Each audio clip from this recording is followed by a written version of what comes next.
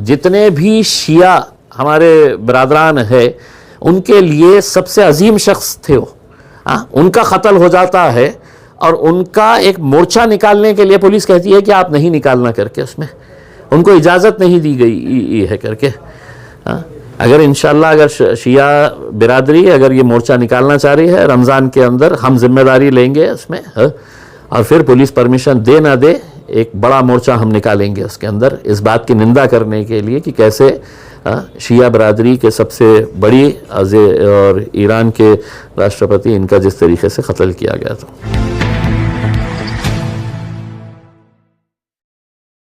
और जो स्टैंड भारत ले रहा है ईरान के ताल्लुक से, हमारा एक रिश्ता था उस कंट्री के साथ उसमें, और हम आज पूरी तरीके से हम खमैनी साहब का मरहूम उनका हम जो फैसला था कि मैं सर कटा दूंगा सर झुकाऊंगा नहीं करके, आज दुनिया में ऐसे लीडर्स नहीं है उसमें। और मुझे इस बात का पता चला है कि यहाँ पर जब हमारे शिया बिरादरी शोक मनाने के लिए दुनिया में जितने भी शिया हमारे बरादरान है उनके लिए सबसे अजीम शख्स थे वो। उनका कत्ल हो जाता है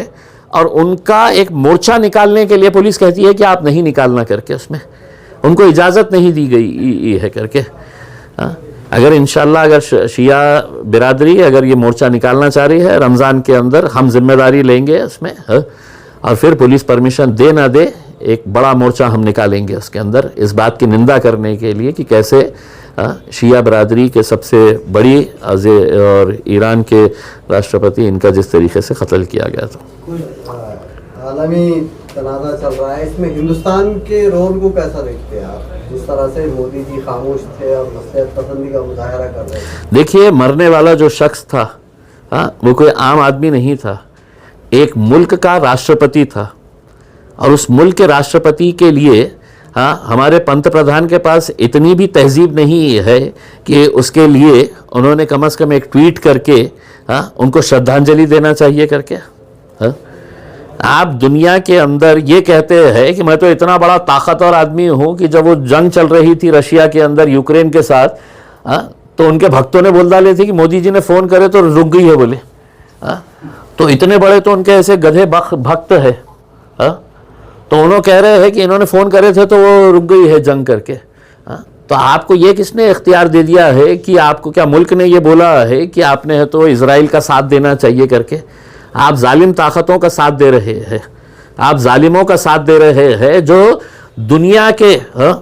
अपने मोहल्ले के अंदर गुंडे देखते हैं नहीं क्या अपन, गुंडे मवालियाँ, तो ये दुनिया के बड़े बड़े गुंडे मवालियाँ हैं। ये नेतन्याहू हो गया है, ये डोनाल्ड ट्रंप हो गया है, और उसी लाइन के अंदर एक और शख्स जाके बोल रहा है मैं भी खड़े रहूँगा करके।